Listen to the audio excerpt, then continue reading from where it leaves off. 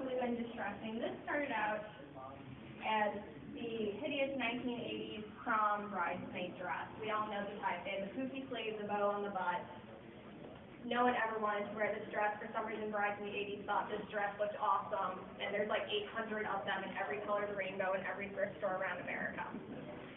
So I took the hideous bridesmaid dress, and the first thing I did was I got rid of half of the skirt. I didn't like it. All of these are curtains.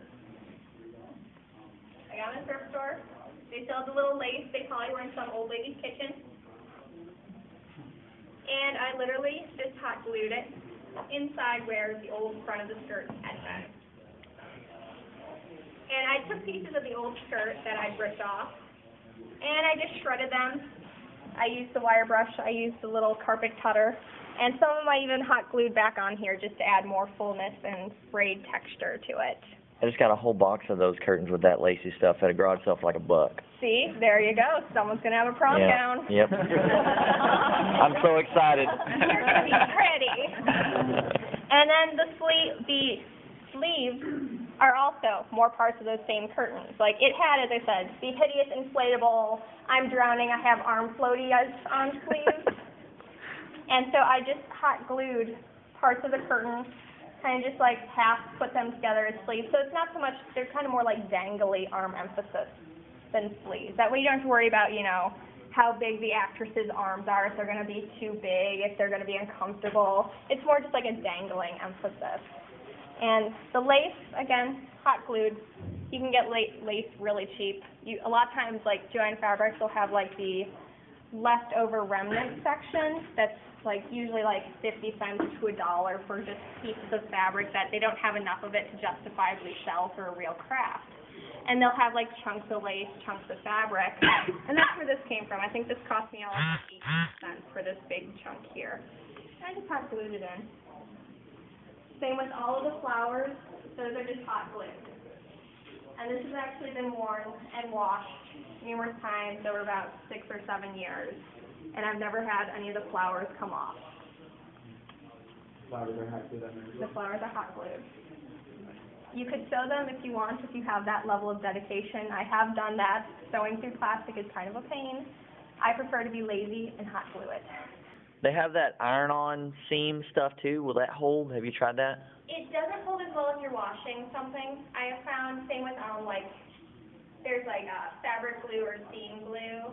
And some of it says it's washable, what it means is it survives maybe one wash. And then it starts kind of falling apart. And if you have an actor that sweats a lot, like I've had that bad experience. I did a costume for an actor at the last time we had to try and like steam glue something up.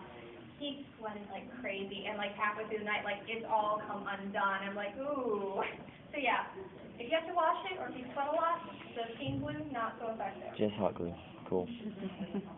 Yep. Yeah, that lace also is hot glued. You can see on the inside just the gobs. And like the lace, it adds a little bit of detail, a little texture, as well as if you have an actress that's, you know, a little modesty issues. You know, you don't always want all the goods hanging out. Another one, as I said, in the 80s, every bride thought poofy sleeve dresses were awesome. So this is the pink version. And this one, actually, I did add a little bit of stuff. There actually is some sewing on this. I did sew the lace on. I could have hot glued it. I decided to sew it for some reason. I decided to be a masochist that day. So the lace detail I added, and again, you can just get lace really cheap at like Joann Fabrics, most craft stores. And it just adds a lot of texture, a lot of detail to things. Or if you're trying to do like vintage, especially like let's say you have a Victorian haunt, if you just take a normal men's suit coat and hot glue lace on the insides of the sleeve, instantly it looks like something from that period. Or, you know, if you want to make her like the old, like, you know, like necktie lacy detail, you buy a normal tie, you hot glue a bunch of lace on it, put it around their neck, instantly it's that old, like, Victorian style. And this one again, too. Hot glue the flowers. And these are just strips of random fabrics from other costumes. Whenever I tear off, like, you know, if I do a big dress and I rip off like a foot off the hem, I keep the fabric scraps because I'll just reutilize them on another garment, just as like little strips of fabric. It just adds detail. When the actor's, you know, acting and then you have like the extra movement of the fabric moving around, things like that. It gets the attention. it makes the experience more realistic, the more detail you have into it. So rather than it being a plain dress, you know, it gives something to look at. It gives the actor something that seems more fancy, more thought and time were put into it. It just inspires more. And like with craft stores, it seems every season means every major holiday. They discount all of the flowers from like, you know, all the Easter pastels get marked down the day after Easter. So I just buy like all of the different colors, like little roses. I cut off usually the bottoms and just keep the heads of them. And just hot glue those on the pieces. And another thing you can do with the fake flowers is I'll do like little zombie like boutonnieres, or for the girls you can do like a corsage. And then, you know, if you have like a dead groom, or like let's say he's a dead prom date, you just add this to the suit coat, you know, spray paint a little, and now you have like a little dead boutonniere. And again, all this is a couple fake flowers I hot glued together, and then I just actually put a couple bits of the fabric tape at the bottom to hold it down. Another super easy costuming trick is, if anyone ever used to watch Seinfeld, there's an episode about like the pirate shirt, the sleeves, exactly, yeah, the puffy shirt. You can find a lot of those at Goodwill, a lot of puffy shirts. So I will buy them, and usually the gaudier and the lacier and the more hideous and the more like flamboyantly gay opera singer they look, the better. So this is one of those fun little poofy sleeve shirts, and this is what I call the hideous 80s dress. It used to be full length, had long sleeves, and has this awful pattern on it. I don't know what people were thinking. It's got random letters mixed in it as though it's Sesame Street. I don't know. Either way, it was bad, so it had to die. So I hot glued, literally just hot glued the hideous 80s dress onto the poofy sleeve blouse. And I just shredded the hideous 80s dress within an inch of its life. Like the sleeves are tired and falling apart. You have chunks of the, you know, poofy sleeve blouse coming through. And then literally the bottom isn't even just a skirt anymore. It's just like tendrils of fabric hanging down. And materials-wise, this was $2 in clothes. I got the poofy and the dress each for $1. And some hot glue. That's all the materials and costs that went into doing this. And instantly you have a zombie costume.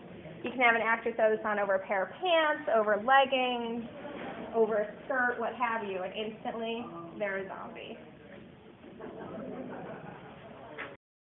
And speaking of those lovely kitchen curtains I mentioned earlier, this started out as kitchen curtains. Like, I'd like to think a lady in the 1950s had them. They have like a bad rose pattern and stripes and weird little speckles, and they're ugly. I decided I was going to make a blouse. I hot glued this. No pattern, I just kind of guesstimated by cutting, like, what do I think a blouse should look like? And this is all just literally held together with hot glue. And as you see, I utilized the weird little, like, I guess we call it the little dust ruffle that's on the bottom of the curtain. That became the bottom of the jacket. That became the sleeves. And this is just a pair of curtains.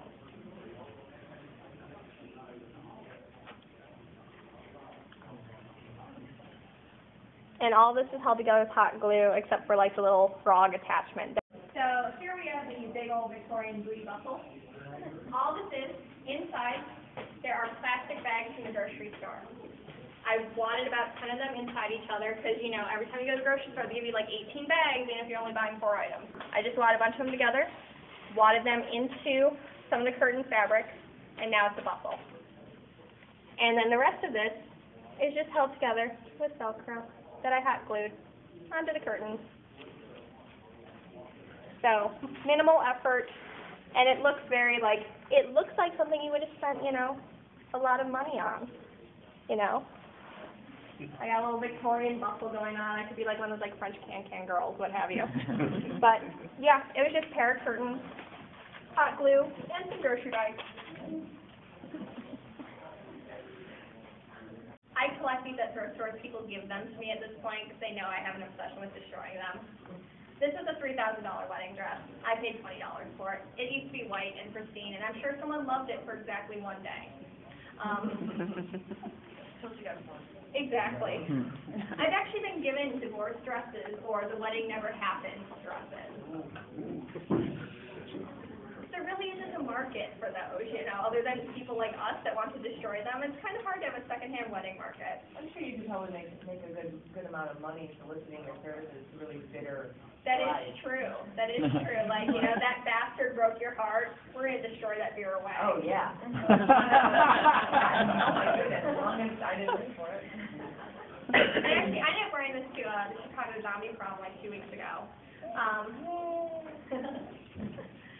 So this started out nice and pristine. This is one that I literally shoved in my washing machine. My mother was horrified when she came over my house and watched me pulling this thing out of the dryer. And she's just like, "What did you do?" I'm like, "I'm dyeing it." She's like, "That's a wedding gown." I'm like, "Yeah, it's a costume now." So the undersides, I dyed the gray and purple. Did you do this in separate levels? No, just I added the gray and the purple together, and the streak. Oh, That came later. Yeah. Yeah, I did the drip later. This was severely Scotch guarded, so the dye wouldn't take to it. The only thing I could get onto it was some sprinkling of paint. But luckily, it's got like 15 layers of tulle, so you can't even see that part didn't dye. And for the bodice, all I did was I took watered down purple and gray paint and just sloshed it all over the thing. And then I just shredded. As I said, this thing I think technically has 8 layers of tulle, all combined. And the more you shred it, the bigger the dress gets. What is dripping? Is that the dye for the shoes or is that? What I did for the dripping is I took a water bottle, actually that one I have there. I mixed in some purple paint with water, so it's heavily watered down. I just walked around the dress and started spraying it. So, if you are friends with them, they might conveniently call you and say, you know, we have this dress, and unfortunately, some guest spilled a glass of red wine on the bride, and it's now unsellable. What would you like, you know, would you like it? And then you can get it for completely free. So, highly recommend working those connections at, like, thrift stores and things like that. As well as we mentioned, like, bridal salons, because brides, a lot of times, are really rude people, get makeup all over stuff they're trying dresses on, if they're doing their whole, like, "Oh, I'm getting married, I'm in bridezilla mode, I don't care." Most of the stuff I'll actually just, a lot of times I'll just throw it in the normal wash, which my husband doesn't think it's funny that, like, his normal dress clothes are mixed with my costuming. I think it's funny. If you're really worried about it, very little detergent, or you can hand wash them. It's got to really help. Yeah. That really doesn't. Here's Unloved pile. It is always just people forget about. People are like, "Acting," and then the makeup, and they're like, "Oh yeah, throw on that black cloak," you know? It's like, Yeah, my mom. never ends I up was getting happening. it situated so that I Never get the full feature. So you like tea and coffee that you use, like to get different effects on it? For the natural dye? Yeah. Tea and coffee's been the only things I've found that work really well. Like, I've played with different, like, roots and stuff like that, and it never seems to take as well. But I like tea and coffee because they're cheap, and most people already have it in their house. Yeah.